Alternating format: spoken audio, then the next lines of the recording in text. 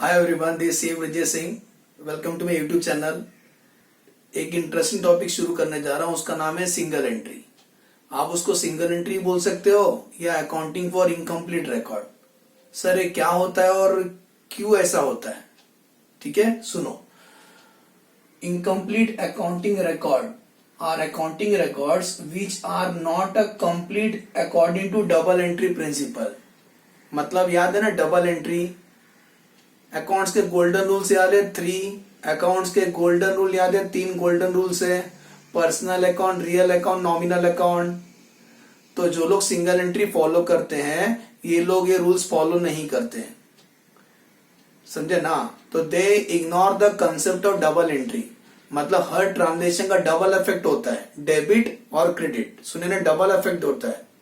हर transaction का double effect दिया जाता है डबल एंट्री में। एक होता है डेबिट, एक होता है क्रेडिट, डेबिट क्रेडिट। लेकिन जो लोग सिंगल एंट्री करते हैं ये लोग डबल एंट्री फॉलो नहीं करते हैं। Incomplete accounting records are the accounting records which are not a complete according to double entry. समझे ना, ये लोग डबल एंट्री फॉलो नहीं करते हैं। सर ये कौन कौन करते हैं? Reason first, destruction of the books of the accounts by fire flood. इनका जो बुक्स ऑफ अकाउंट्स था फायर की वजह से, फ्लड की वजह से डिस्ट्रॉयड हो गया। इसकी वजह से भी हो सकता है। तो जो कुछ बचा कुछ बुक्स है ना, उसका बेस पे हम लोग सिंगल एंट्री को डबल एंट्री में कन्वर्ट करते हैं। Second, businessman may not intentionally maintain proper books of the account to evade tax. To evade tax, tax छुपाना, टैक्स नहीं देना है। तो टैक्स से बचने के लिए कुछ लोग सिस्टमेटिक रिकॉर्ड मेंटेन नहीं करते हैं। समझे? सेकेंड रीजन समझा? सेकेंड रीजन समझ में आया? हम लोग सिंगल एंट्री क्यों मेंटेन करते हैं? कुछ लोग टैक्स से बचना चाहते हैं। Third reason, businessman may be ignorant of the double entry. उसको डबल एंट्री मालूम ही नहीं, व्हाट इज डबल एंट्री। तो उसके पास जो रिकॉर्ड था ना वो मेंटेन करते गया सिंगल एंट्री के फॉर्म में। तो डबल एंट्री का उसको बिल्कुल नॉलेज नहीं है। तो स्टूडेंट, डबल एंट्री का उसको बिल्कुल नॉलेज नहीं है। Next, businessman may be ignorant of the separate legal entity assumption. एक अजम्पशन होता है ना, आप सबको मालूम है, बिजनेस अलग है और अपना पर्सनल लाइफ अलग है। पर्सनल को बिजनेस में नहीं डालना। तो कुछ लोग क्या करते हैं, अपना पर्सनल चीज भी बिजनेस में डाल देते हैं। Businessman may be ignorant of separate legal entity assumption. अब हमें क्या करना है मालूम है? हमें ना प्रॉफिट पता लगाना है कि बिजनेसमैन ने फाइनेंशियल ईयर में कितना प्रॉफिट कमाया, और वो कैसे निकालते हैं जरा ध्यान देना। सबसे पहला हम लोग स्टूडेंट कैपिटल अकाउंट बनाते हैं। कैपिटल अकाउंट, कैपिटल अकाउंट देखे ही हो ना, कैपिटल अकाउंट। तो कैपिटल अकाउंट में capital account shows credit balance. हाँ, तो ये साइड लिखा जाता है बाय बैलेंस ब्रॉट डाउन। इसको ओपनिंग कैपिटल बोलते हैं। सुने ना, लिख दूं, ओपनिंग कैपिटल बोलते हैं इसको। तो यहां पर होता है ओपनिंग कैपिटल। तो सर ओपनिंग कैपिटल इधर होगा ना, तो क्लोजिंग कैपिटल इधर होता है। अकाउंट्स ऐसे ऐसे रहते हैं। तो ओपनिंग कैपिटल क्रेडिट में रहता है ना, तो क्लोजिंग कैपिटल ये साइड दिखाई देगा। तो लिखेंगे टू बैलेंस कैरीड डाउन। तो इसको क्या बोलते हैं सर? इसको बोलते हैं क्लोजिंग कैपिटल। समझा? Opening capital, closing capital, capital account का। और क्या क्या होता है कैपिटल अकाउंट में पूरा साल भर में? तो बिजनेसमैन ने कुछ एडिशनल कैपिटल लाया होगा, तो यहां आता है एडिशनल कैपिटल, क्योंकि उसका एंट्री आता है bank account debit to capital. Entry आता है bank account debit to capital. तो ये साइड आता है बाय बैंक। ये बैंक का मतलब क्या होता है सर? Additional capital. कौन सा कैपिटल? Additional capital. अच्छा, कभी कभी बिजनेसमैन अपना कैपिटल विड्रॉ करता है in the form of drawing. Okay, तो कैपिटल में से अगर विड्रॉ करते हैं तो उसका रिवर्स ये साइड आएगा, तो लिखा जाएगा टू ड्रॉइंग। अगर कुछ कैपिटल उसने विड्रॉ कर लिया रहेगा, अगर कैपिटल में से कुछ विड्रॉ किया रहेगा ड्रॉइंग के फॉर्म में, तो उसका रिवर्स करने का, तो ड्रॉइंग ये साइड आता है। कैपिटल के ऊपर इंटरेस्ट का अगर रूल्स रहेगा, कैपिटल के ऊपर इंटरेस्ट, ड्रॉइंग के ऊपर इंटरेस्ट रहता है। अगर कैपिटल पे इंटरेस्ट आएगा तो ये साइड आएगा, ड्राइंग के ऊपर इंटरेस्ट आएगा तो डेबिट साइड में आएगा। अकाउंट को जब आप टैली करोगे ना, जब आप अकाउंट को टैली करोगे, अकाउंट को जब आप टैली करोगे, ये यहां से शुरू करेंगे। हमें क्लोजिंग कैपिटल देंगे, ओपनिंग कैपिटल देंगे, एडिशनल कैपिटल देंगे, ड्राइंग देंगे, और आपको सर्च करना है प्रॉफिट कितना हुआ। तो ये साइड अगर डिफरेंस आएगा तो बोल देना प्रॉफिट। ये दोनों ऐड करने का और ये लेस करने का, सेम साइड हम लोग यहां से शुरू करेंगे। हमें क्लोजिंग कैपिटल देंगे, ड्राइंग देंगे, तो ये दोनों ऐड करने का। जब ये साइड आओगे ना, ये अपोजिट है, समझना, बीच में दीवार है, ये हमारे दोस्त है, तो ये दोनों ऐड करने का और ये दोनों लेस करने का डिफरेंस आएगा, तो आप उसको बोलते हैं ना प्रॉफिट। मतलब ये सर बिजनेसमैन ने कितना प्रॉफिट कमाया। सर अगर डिफरेंस ये साइड आएगा तो ये दोनों ऐड करना, ये दोनों लेस करना, आंसर माइनस में आएगा। तो समझ जाने का डिफरेंस इधर है, तो बोल देना लॉस। लॉस हुआ, लेकिन सुनो, दोनों नहीं होगा, दोनों में से एक ही होगा, या तो प्रॉफिट होगा या तो लॉस होगा। लेकिन सर हम लोग ऐसा नहीं प्रेजेंट करेंगे। हम लोग कैसा प्रेजेंट करेंगे अभी दिखाता हूं। हम लोग लिखेंगे स्टेटमेंट शोइंग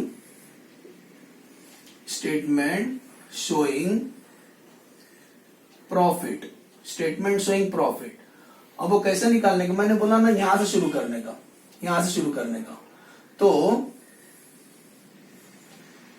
ये वाला आंसर आपको देंगे, ओपनिंग क्लोजिंग कैपिटल आपको देंगे, नहीं देंगे तो मैं बताऊंगा। अगर ओपनिंग और क्लोजिंग कैपिटल नहीं देंगे तो बैलेंस शीट से आ जाएगा।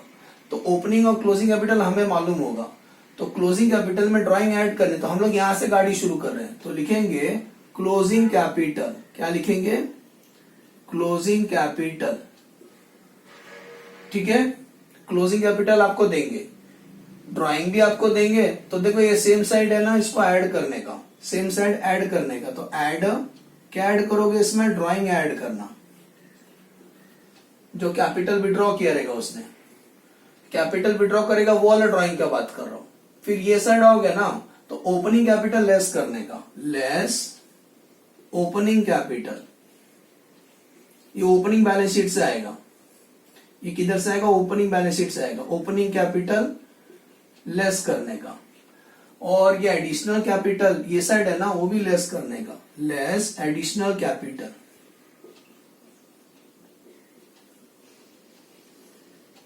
जो आंसर आएगा ना, अगर आंसर प्लस में आएगा तो प्रॉफिट है, तो बोल देना प्रॉफिट। समझ में? माइनस में आएगा तो लॉस। ओके, एज्यूम करता हूं कैपिटल में से प्रॉफिट कैसे पता लगाते हैं हम लोग, वो समझ में है आपको। ठीक है, इसको नोट कर लेना। इससे रिलेटेड एक प्रॉब्लम सॉल्व के दिखाता हूं आपको।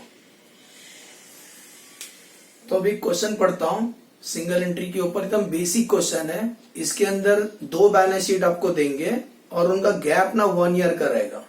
फिर मैं नेक्स्ट क्वेश्चन में कराऊंगा अगला लेक्चर में। जो बैलेंस शीट आपको देंगे ना, 2 साल का गैप रहेगा। फिर एक नेक्स्ट क्वेश्चन कराऊंगा, जो बैलेंस शीट आपको देंगे 5 इयर्स का गैप रहेगा। तो आज पहले हम लोग करते हैं 1 ईयर का गैप वाला क्वेश्चन कैसे सॉल्व करोगे। The assets and liability of mister X on 31st December 2015 and 31st December 2016 are as follows. ये रहा बैलेंस शीट इंफॉर्मेशन दिया है। असेट्स में क्या क्या है? Building, furniture, inventory, debtor, cash at bank, cash in hand. Assets दिया पूरा सिस्टमेटिक। लायबिलिटी में 2 लायबिलिटी, एक लोन और क्रेडिटर है। Decided to depreciate building by 2.5%। Building के ऊपर डेप्रिशिएशन चार्ज करना 2.5%, फर्नीचर पे चार्ज करना 10%। One, a life insurance policy of the proprietor was matured during the period and the amount is 40,000 is retained in the business। ये जो proprietor है ना, इसका LIC का पैसा मैच्योर्ड हुआ था, तो पैसा उसने बिजनेस में लगाया है। इसको बोल सकते हो additional capital. Proprietor took 2,000 per month for meeting the family expenses. हर महीने 2,000 रुपया विड्रॉ करता था फैमिली के लिए, खाने के लिए पैसा चाहिए ना, तो 2,000 रुपये विड्रॉ करता था। तो हर महीने का 2,000, तो साल का 24,000, 2,000 into 12, 24,000। Prepare statement of affairs. तो सुनो, हेडिंग लिख देना statement of affairs as at. Year मत लिखना, क्योंकि एक तीर से 2 शिकार कर रहे, डबल बना रहे। 2015 का, 2016 का, लायबिलिटी एसेट्स, असेट्स और लायबिलिटी और 2 रुपीस कॉलम, एक 31 दिसंबर 2015 के लिए, 31 दिसंबर 2016 के लिए। हम लोग उसको स्टेटमेंट अफेयर्स क्यों बोलते हैं? क्योंकि टैली नहीं होता है। हम लोग यहाँ से कुछ बैलेंस शीट फिगर ढूंढते हैं जिसका नाम है कैपिटल। ओके, इसीलिए हम इसको बैलेंस शीट नहीं बोलते, लेकिन बैलेंस शीट जैसा ही होता है। बैलेंस शीट तो टैली होता है ना, ये टैली नहीं होता है, इसीलिए हम इसको स्टेटमेंट ऑफ अफेयर्स का नाम देते हैं। तो सुनो, सबसे पहला बिल्डिंग दिखाई दे रहा है क्वेश्चन में। बिल्डिंग कितना दिख रहा है? देखो बिल्डिंग 1 लाख दिख रहा है। इसका बाकी है क्योंकि वो लोग ने क्वेश्चन मार्क दिया है, नीचे बोला है decided to depreciate building by 2.5%। ये ओपनिंग बिल्डिंग का अमाउंट है।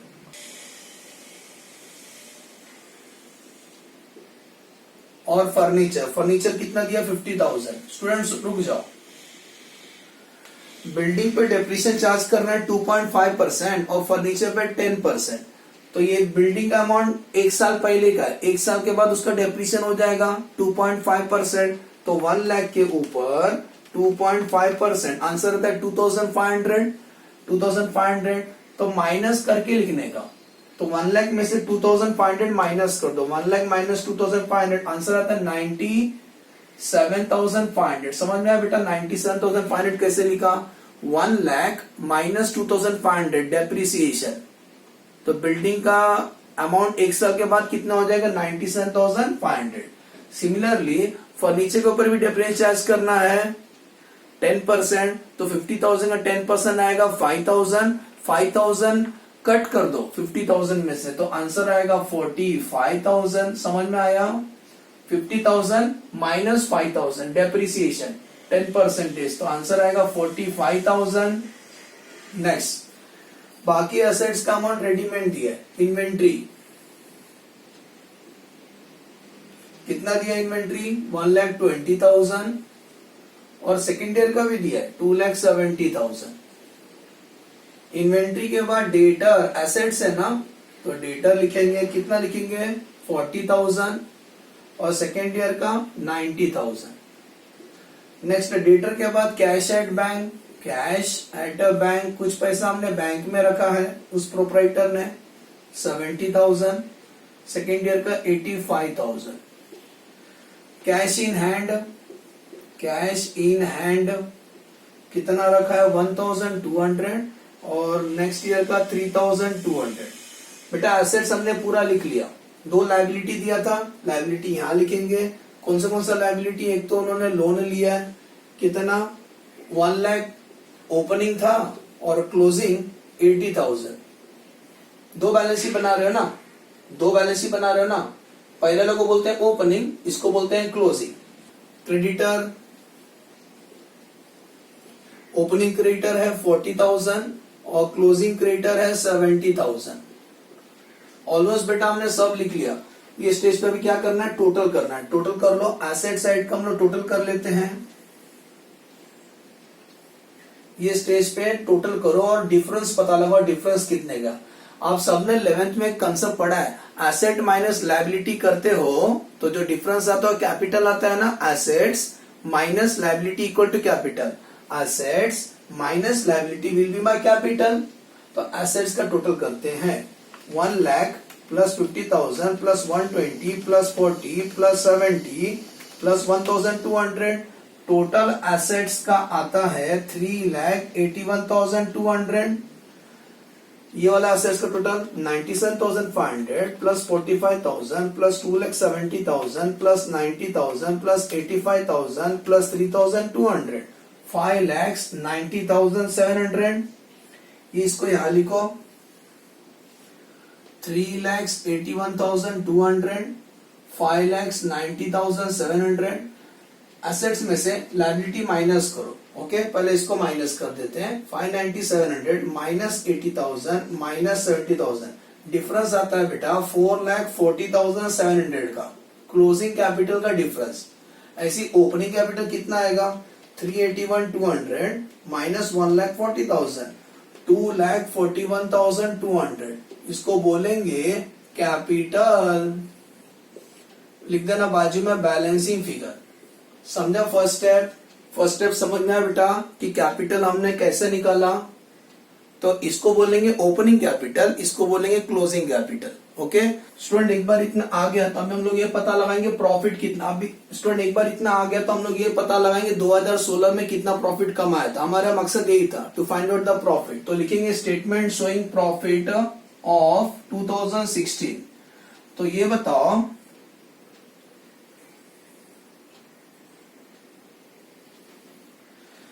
याद करो, अभी मैंने फॉर्मेट आपको बताया था, क्लोजिंग कैपिटल डेबिट में रहता है, उसमें ड्राइंग ऐड करेंगे।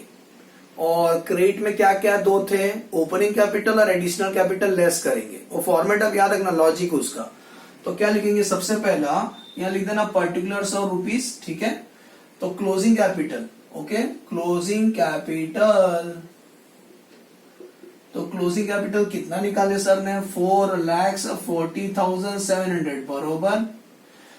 क्लोजिंग कैपिटल में हम लोग ड्राइंग ऐड करते हैं, ड्राइंग। तो क्वेश्चन में देखो क्या लिखा था, क्वेश्चन में लिखा था कि बिजनेसमैन हर महीने 2,000 रुपए विड्रॉ करता है। हर महीने का 2,000 रुपए अगर विड्रॉ करता है तो ऐड ए ड्राइंग।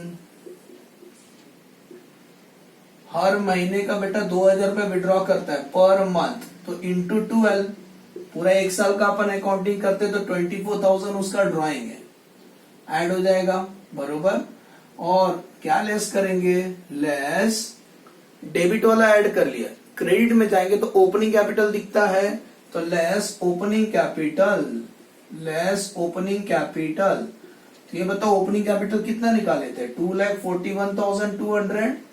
और एक चीज लेस करने का, एडिशनल कैपिटल, फॉर्मेट में अब भी बताया था, भूलने का नहीं भाई। एडिशनल कैपिटल, तो less additional capital, additional capital.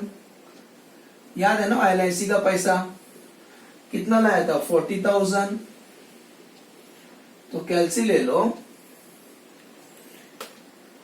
इन दोनों को ऐड करो, 4,40,700 प्लस 24,000, टोटल आता है 4,64,700। उसमें ये दोनों लेस करो, माइनस 241,200 माइनस 40,000, डिफरेंस आता है 1,83,500। इसका मतलब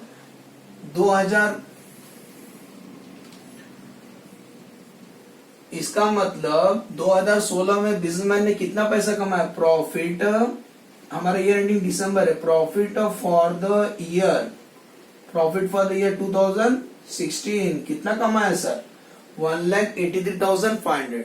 एक बार फास्ट रिकॉल कर देता हूँ, क्या क्या बातें ध्यान दोगे आप। पहले बनाने का बैलेंस शीट, जब बैलेंस शीट बनाओगे उस पे नाम क्या लिखोगे, statement of affairs. Balance sheet में सब एसेट लिख लो।